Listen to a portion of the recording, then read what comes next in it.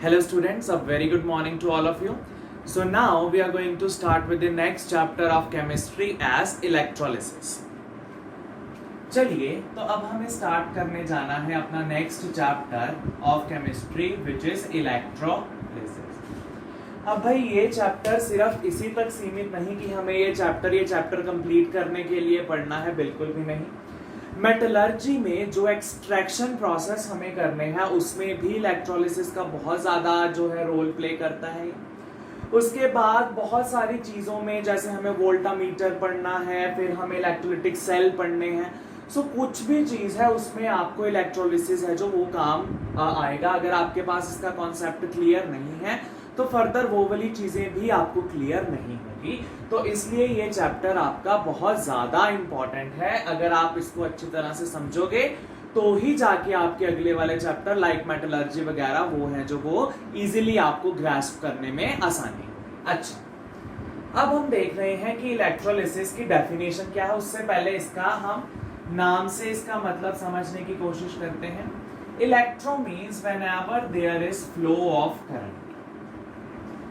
Whenever there is flow of current, and here in this part we will discuss about the DC current, which means direct current.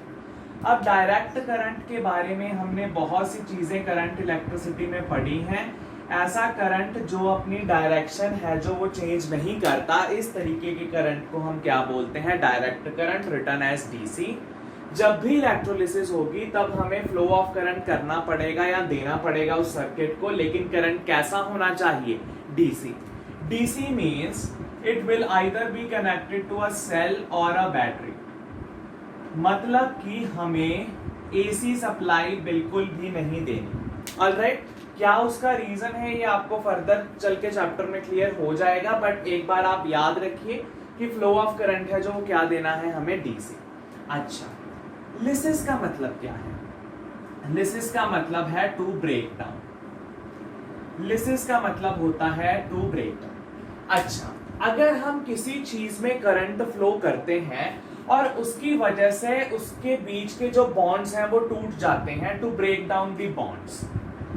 Alright, उसकी वजह से किसी भी चीज के बीच के जो बॉन्ड्स हैं वो टूट जाते हैं, ऐसे प्रोसेस को हम बोलते हैं इलेक्ट्रोलाइसिस. ऑलराइट, इस प्रोसेस को हम बोलते हैं इलेक्ट्रोलिसिस. हमने हाइड्रोलिसिस पढ़ा था आपके पिछले चैप्टर्स में, 9th में या 8th में आपने कभी ना कभी हाइड्रोलिसिस पढ़ा होगा. Hydro means water, lysis means to break down और टू स्प्लिट. सो हमने क्या डिस्कस किया था वहां पर? Splitting of water.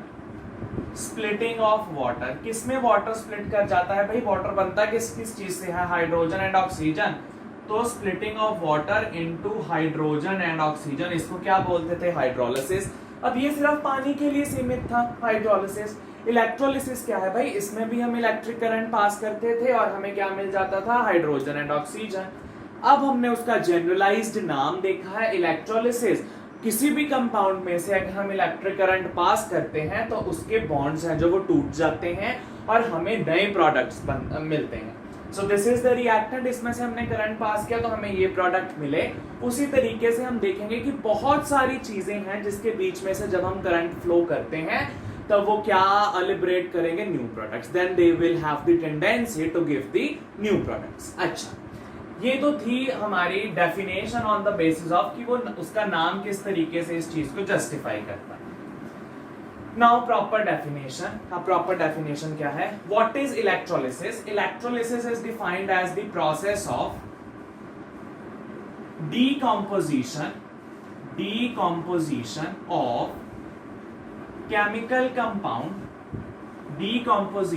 of chemical compound in its molten or aqueous state in order to form or in order to give a new chemical reaction. अच्छा, electrolysis क्या है भाई? The process of decomposition of a chemical compound, कोई भी chemical compound को अगर हमने इसको डिकम्पोज करना है इन इट्स मोल्टन और एक्वस स्टेट।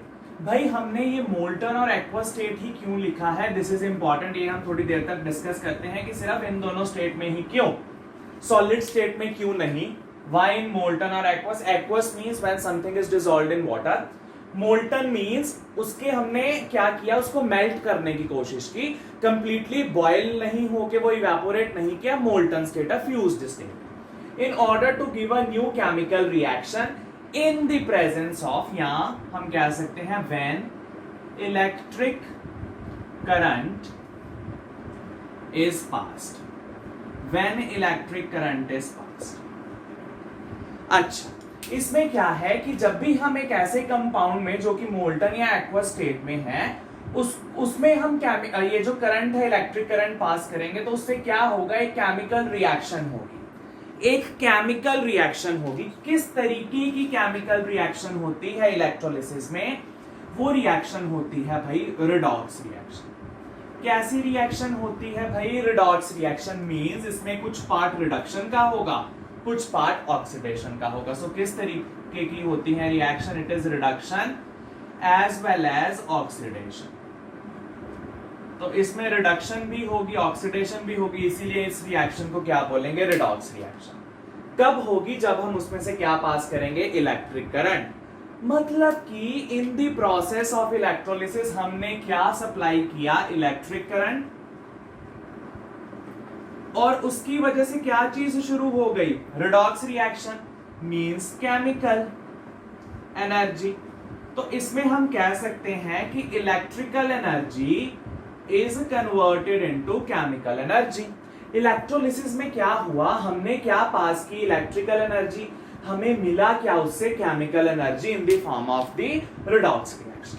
अच्छा, तो इलेक्ट्रोलिसिस की डेफिनेशन और वो कौन कौन सी एनर्जी कन्वर्ट करती है वो हमने देखा, इलेक्ट्रिकल टू केमिकल एनर्जी, ये होता है इलेक्ट्रोलिसिस। अच्छा, अब ध्यान से सुनो, ऐसा केमिकल कंपाउंड जो कि अपनी मोल्टन और एक्वस स्टेट में जब हम उसके अंदर इलेक्ट्रिक करंट पास करें तो केमिकल रिएक्शन कर दे। भाई बहुत ध्यान से सुनो, प्रोसेस ऑफ डीकंपोजिशन, प्रोसेस का नाम है इलेक्ट्रोलिसिस, वो समझ में आ गया। अब ये जो केमिकल कंपाउंड है जो कि अपनी मोल्टन या एक्वस स्टेट में अपने अंदर से करंट पास करना अलाउ कर रहा, जो अपने अंदर से करंट पास करना अलाउ कर रहा, ऐसा केमिकल कंपाउंड को हम क्या बोलते हैं, इलेक्ट्रोलाइट। ऐसे केमिकल कंपाउंड को क्या बोलते हैं हम, electrolyte. A chemical compound which has capability to pass the electric current through it in its molten and aqueous state, उस चीज को हम क्या बोल सकते हैं, इलेक्ट्रोलाइट। अच्छा, तो हम कह सकते हैं process of decomposition of electrolyte in order to give a chemical reaction when current is passed। सीधा ये सारी चीजों को हमने किससे रिप्लेस कर दिया, इलेक्ट्रोलाइट से, क्योंकि इलेक्ट्रोलाइट ही ऐसा कंपाउंड है जो अपनी मोल्टन और एक्वस स्टेट में क्या अपने अंदर से अलाउ कर सकता है पास करना, इलेक्ट्रिक करंट, वो हमने लिख दिया इलेक्ट्रोलाइट। ठीक है। अच्छा भाई, करंट सिर्फ इलेक्ट्रोलाइट अपने बीच में से पास करता है? बिल्कुल नहीं। कॉपर की वायर भी तो सॉलिड स्टेट में अपने बीच में से करंट पास करवा देती है, सॉलिड स्टेट में अपने बीच में से करंट पास करवा सकती है, बिल्कुल। अब वायर्स हैं वो सॉलिड स्टेट में ही अपने बीच में से करंट वो पास करवा ही देती है। ऑलराइट, तो अब आपको बेटर अंडरस्टैंडिंग देने के लिए कि कॉपर की वायर किस तरीके से बिहेव करती है और इलेक्ट्रोलाइट किस तरीके से बिहेव करता है, वो अभी हम समझेंगे थोड़ी देर तक। अभी आप समझो सिर्फ इतना कि इलेक्ट्रोलाइट एक ऐसा केमिकल कंपाउंड है जो अपनी मोल्टन और एक्वस स्टेट में क्या पास करता है, करंट अपने बीच में से। और अच्छा, तो अगर हमें इलेक्ट्रोलाइट की कुछ एग्जांपल्स देखनी हो, इलेक्ट्रोलाइट की कुछ एग्जांपल्स देखनी हो तो कैसे देखेंगे भाई हम? इलेक्ट्रोलाइट एक ऐसा केमिकल कंपाउंड जो अपने बीच में से करंट है जो पास करवा सकता है। इसकी एग्जांपल क्या हो गई भाई? जैसे हमारे पास है कॉपर सल्फेट, जैसे हमारे पास है कॉपर सल्फेट। अच्छा, अब ये अपने बीच में से हमें पता है, चलो इसमें ले लो कि ये एक्वस है, means it is being dissolved in water, इसको हमने पानी में घोला हुआ है। As a result of which हमें पता है जब भी चीज पानी में घुल जाती है तो वो डिसोसिएट कर जाती है अपने अपने रिस्पेक्टिव आयंस में, वो डिसोसिएट कर जाती है अपने अपने आयंस में सच अ वे कि कॉपर बना लेगा Cu2 पॉजिटिव और ये बना लेगा SO4 2 नेगेटिव, ये बना लेगा भाई Cu2 पॉजिटिव, ये बना लेगा SO4 2 नेगेटिव, यानी कि ये पॉजिटिव और नेगेटिव आयन उस इलेक्ट्रोलाइट में मूव करेंगे, ये आयंस उस इलेक्ट्रोलाइट में मूव करेंगे जिसकी वजह से क्या पास करेंगे वो, या किसको पास करना अलाउ करेंगे, करंट को। क्यों? Because it is the charged particles which is in motion, which it will help us to produce the current. ये हमें करंट को प्रोड्यूस और पास करने में क्या करेंगे, help. Very very important point. Copper sulphate का जो एक्वस सोल्यूशन है वो Cu2 पॉजिटिव और SO4 2 नेगेटिव में डिसोसिएट कर गया, आयंस फ्लो करेंगे and flow of ion will help us to produce current. अब आपको समझ में आया इलेक्ट्रोलाइट में जो करंट पास करने की कैपेबिलिटी होती है वो कैसे होती है, due to the movement of ions, due to the movement of ions. Ions उस इलेक्ट्रोलाइट उस सॉल्यूशन में मूव करते हैं जिसकी वजह से वो करंट को पास करना अलाउ करेंगे। सो इलेक्ट्रोलाइट में जो करंट है वो किसकी वजह से आता है, due to the movement of ions. वो किसकी वजह से आ रहा, due to movement of ions. अच्छा ठीक है। अब इलेक्ट्रोलाइट जो है वो भी दो तरीके के हैं, इलेक्ट्रोलाइट भी दो तरीके के हैं भाई। देखिए किस तरीके से, या तो हो सकता है आपके पास स्ट्रॉन्ग इलेक्ट्रोलाइट, या फिर हो सकता है वीक इलेक्ट्रोलाइट। अब ये तो आपको नाम से ही समझ आ गया, ऐसा इलेक्ट्रोलाइट जो अपने में से बहुत ज्यादा करंट पास करना अलाउ करे तो स्ट्रॉन्ग इलेक्ट्रोलाइट, ऐसा इलेक्ट्रोलाइट जो अपने बीच में से बहुत ही कम करंट को अलाउ करना पॉसिबल करे तो वो क्या हो जाएंगे, वीक इलेक्ट्रोलाइट। अच्छा अभी मैंने कहा कि जो स्ट्रॉन्ग इलेक्ट्रोलाइट हैं या फिर इलेक्ट्रोलाइट अपने आयंस को तोड़ देते हैं इनटू पॉजिटिव और नेगेटिव। ये तो पता होना चाहिए आपको, जो पॉजिटिव है इसको हम बोलते हैं कैटायंस, जो नेगेटिव है इसको हम बोलते हैं अनायंस। अब इनकी बहुत इस चैप्टर में बहुत ज्यादा इंपॉर्टेंस है कैटायन अनायन की। अगर आपको यही नहीं पता तो किसी भी तरीके से रट्टा लगाएं कि cation is a positively charge, अनायन is a negatively charge. अगर ये नहीं समझ आया तो आपको इलेक्ट्रोलिसिस आप कर ही नहीं पाएंगे। So this is very important. अच्छा बात कर रहे थे स्ट्रॉन्ग और वीक इलेक्ट्रोलाइट। मैंने कहा जब हम किसी चीज को पानी में डिसॉल्व करते हैं तो वो आयंस दे देता है। भाई ये क्यों देता है आयंस, या क्या चीज होती है वो अभी हम डिस्कस करेंगे। थोड़ी सी आपको इंट्रोडक्शन दे रहे हैं इस वीडियो में, अभी हम कोई भी डिटेल्ड पार्ट डिस्कस नहीं कर रहे। अच्छा ये जब भी हम इसको पानी में घोलते हैं तो ये अपने आयंस बना लेता है Cu2 पॉजिटिव और SO4 2 नेगेटिव। अच्छा अब स्ट्रॉन्ग इलेक्ट्रोलाइट के बीच में किस तरीके के आयंस होंगे और यहां पर किस तरीके के आयंस होंगे। अब इलेक्ट्रोलाइट ने आयंस में टूटना है, अगर तो इलेक्ट्रोलाइट के अंदर जो कॉपर सल्फेट के सपोज एग्जांपल ले रहे हैं, कॉपर सल्फेट के मॉलिक्यूल्स 100 मॉलिक्यूल्स हैं, 100 में से 99 मॉलिक्यूल्स स्प्लिट कर गए इनटू Cu2 पॉजिटिव और SO4 2 नेगेटिव, तो वो स्ट्रॉन्ग इलेक्ट्रोलाइट है क्योंकि बहुत ज्यादा आयंस मौजूद हैं। अब फिर से एग्जांपल हो कॉपर सल्फेट की, अगर इसमें से 100 मॉलिक्यूल्स में से सिर्फ 10 या 20 जो मॉलिक्यूल्स हैं वो डिसोसिएट किए हैं, कंप्लीटली डिसोसिएशन नहीं हुई, तो वो किस तरीके का इलेक्ट्रोलाइट है, वीक इलेक्ट्रोलाइट। क्यों? क्योंकि उसमें आयंस नहीं होंगे तो वो करंट कहां से पास करेगा, बिल्कुल भी। तो जो स्ट्रॉन्ग इलेक्ट्रोलाइट है इसमें से high amount of current pass कर सकता है, वीक में से लेस अमाउंट ऑफ करंट। ये हम कह सकते हैं गुड कंडक्टर है, weak electrolyte is a bad conductor. अच्छा स्ट्रॉन्ग इलेक्ट्रोलाइट में जो डिसोसिएशन है वो कंप्लीट होती है, यहां पर इनकम्प्लीट डिसोसिएशन या दे आर पुअरली डिसोसिएटेड। ठीक है। अच्छा अब बारी आती है इनकी एग्जांपल्स की। जो स्ट्रॉन्ग इलेक्ट्रोलाइट है, जो सारे स्ट्रॉन्ग एसिड्स हैं वो ले लो भाई, HCl, HNO3, H2SO, ये स्ट्रॉन्ग इलेक्ट्रोलाइट है।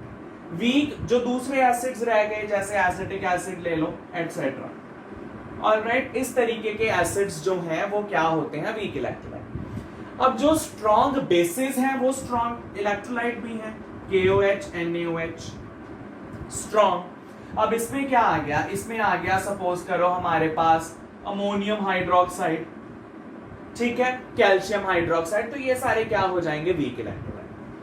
अब अगर हमें सॉल्ट की बात करनी है, किस तरीके का सॉल्ट स्ट्रॉन्ग इलेक्ट्रोलाइट है, भाई NaCl बहुत स्ट्रॉन्ग इलेक्ट्रोलाइट है, NaCl is a strong electrolyte, KCl is a strong electrolyte, ठीक है।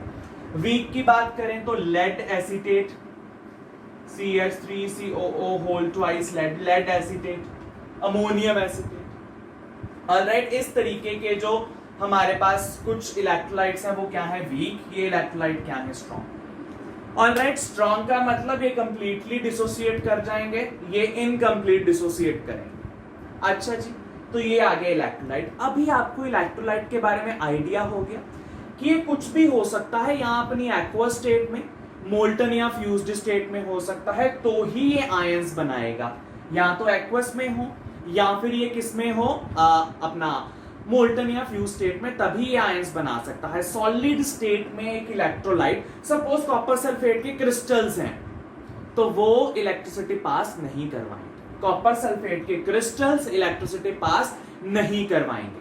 ऑलराइट, तो ये आ गया हमारे पास वीक और स्ट्रॉन्ग इलेक्ट्रोलाइट के बारे में। अच्छा, ठीक, अब आपको थोड़ा सा आइडिया हो गया है इलेक्ट्रोलाइट के बारे में। अब हम डिस्कस कर सकते हैं अबाउट, लेट अस से कॉपर वायर और कॉपर सल्फेट का एक्वस सॉल्यूशन के बारे में आपको थोड़ी सी हमें इंफॉर्मेशन देनी है, अगर तो किस तरीके से हम इंफॉर्मेशन देंगे। अच्छा, कॉपर वायर में करंट क्यों फ्लो करता है, कॉपर वायर में करंट क्यों फ्लो करता है, because of free mobile electrons, because of free mobile electrons, electrons की मोशन की वजह से। इलेक्ट्रॉन्स जिधर गए करंट उसकी ऑपोजिट डायरेक्शन में गया और इसने करंट पास करवा दिया। अच्छा, तो इसमें क्यों हुआ, हमने अभी डिस्कस किया कि कॉपर सल्फेट अपने आयंस में ब्रेक हो जाता है, so due to the motion of free ions, उसकी वजह से इसमें जो है करंट पास होता है कॉपर सल्फेट में, ठीक है। और पॉइंट, क्या कॉपर या कॉपर किस में हो, सॉलिड में तो भी करंट पास करेगी, लिक्विड में हो तो भी। तो कॉपर वायर किस स्टेट में करंट पास करती है, आइदर इन सॉलिड और लिक्विड, ये करंट पास कर सकती है। ये किस में करता है भाई, या तो एक्वस हो मीडियम भाई, या तो एक्वस मीडियम हो, या फिर क्या हो, मोल्टन स्टेट, मोल्टन या फिर फ्यूज्ड स्टेट हो, तब ये कर सकता है। अच्छा, मोशन ऑफ फ्री आयंस हो, एक्वस मीडियम, मोल्टन और फ्यूज स्टेट हो, ये क्या है भाई, फ्री मोबाइल इलेक्ट्रॉन्स, और ये सॉलिड में भी कर सकता है इलेक्ट्रिसिटी पास और लिक्विड में भी कर सकता है। ऑलराइट, तो इस तरीके से आपको कुछ ना कुछ आइडिया लग जाना चाहिए between a copper wire and a copper sulphate solution. अब ये तो है हमारी कि सिंपल वायर में कैसे होता है, this is an example of the electrolyte, ये एग्जांपल है भाई इलेक्ट्रोलाइट की, ये एग्जांपल है इलेक्ट्रोलाइट की। अच्छा, एक मैं आपको और चीज बता दूं, अगर हम टेम्परेचर बढ़ाते हैं विद इंक्रीज इन टेम्परेचर, हमें पता है टेम्परेचर इंक्रीज करने से कोलिजन्स बिटवीन इलेक्ट्रॉन्स बढ़ जाती हैं, जिसकी वजह से रेजिस्टेंस बढ़ जाता है, तो करंट की वैल्यू घट जाती है। So with increase in temperature I decreases, I means current, current decreases, I decreases. लेकिन इसमें भाई अगर हम टेम्परेचर बढ़ाएंगे तो आयंस जल्दी जल्दी मूव करेंगे, यहां पर इलेक्ट्रॉन्स के जल्दी जल्दी मूव करने से करंट कम हो रहा है बिकॉज कोलिजन्स हो रही। आयंस जल्दी जल्दी मूव करेंगे तो वो हमारे लिए बेनिफिशियल है, वो करंट को बढ़ाएंगे। सो इसमें with increase in temperature, with increase in temperature current increases. अगर हम टेम्परेचर बढ़ाते हैं तो ये चीज क्या हो जाती है, इंक्रीज। अच्छा, और सुनो, जब कॉपर वायर में से करंट पास कर रहा है तो क्या हम हर एक दिन या हर एक मिनट बाद कॉपर वायर बदल रहे हैं? भाई करंट पास कर गया, अब इसने अपनी स्टेट बदल दी होगी? बिल्कुल नहीं। No new products are formed, copper wire ही रह रही। So no new products are formed, no new products are formed, कोई भी न्यू प्रोडक्ट्स नहीं बने, कोई भी न्यू प्रोडक्ट्स इसमें नहीं बने। इसमें क्या हो रहा? क्योंकि इसमें हम इलेक्ट्रिक करंट दे रहे जिसकी वजह से केमिकल रिएक्शन हो रही, तो न्यू प्रोडक्ट्स तो बनेंगे ही। So there is the formation of new products. So here is the formation of new products, यहां पर नए प्रोडक्ट्स बनने ही बनने हैं। ठीक है जी, तो यहां पर न्यू प्रोडक्ट्स बनेंगे, यहां पर no new products is form. ठीक है, तो ये आपको कुछ डिफरेंशिएट के जो पॉइंट्स हैं वो आने चाहिए ताकि आपके माइंड में जरा सा आइडिया हो जाए कि what is the difference between a copper wire and a copper sulphate solution which is an electrolyte.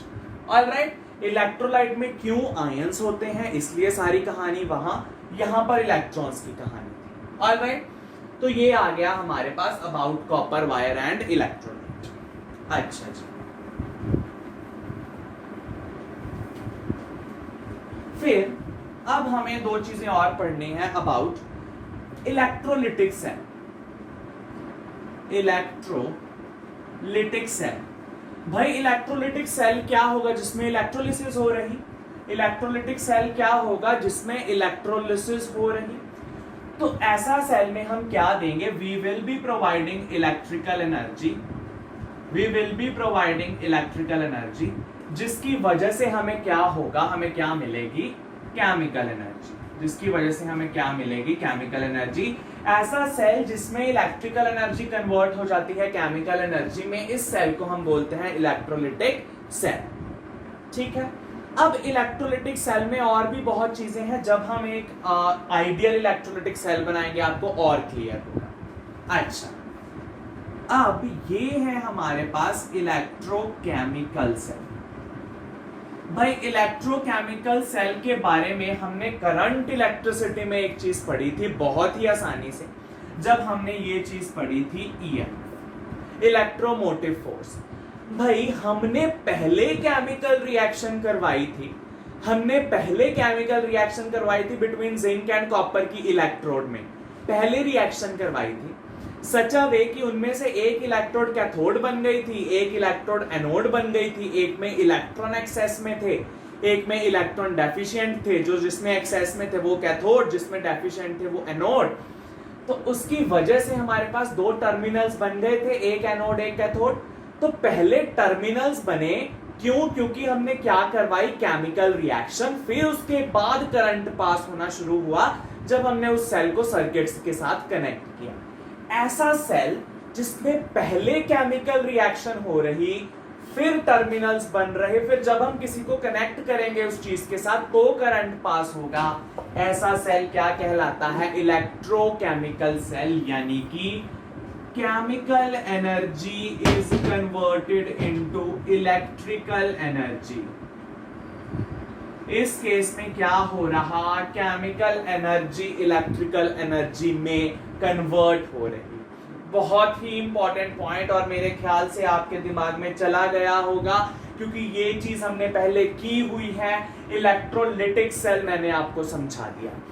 Electrical to chemical, यहां chemical to electrical energy convert होगी। ऑलराइट, तो इस तरीके से आपको इन दोनों के बीच में कोई भी डाउट है जो वो नहीं होना चाहिए between electrolytic cell and electrochemical cell.